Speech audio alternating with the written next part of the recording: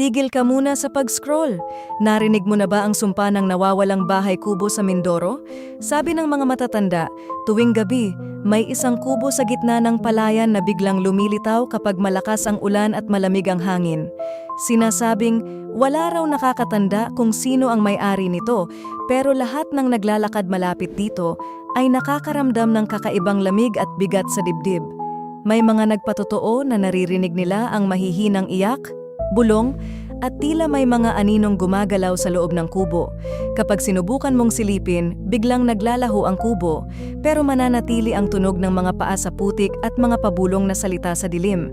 May iilan na raw na nawala na parang bula matapos pumasok dito, at hanggang ngayon, hindi pa natatagpuan ang kanilang mga katawan.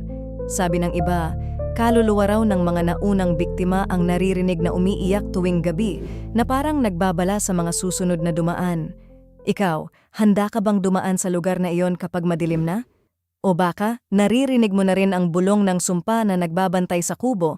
Like, share, at follow kung gusto mo pang malaman ang mga kwento ng lagim na nagkukubli sa dilim ng Mindoro.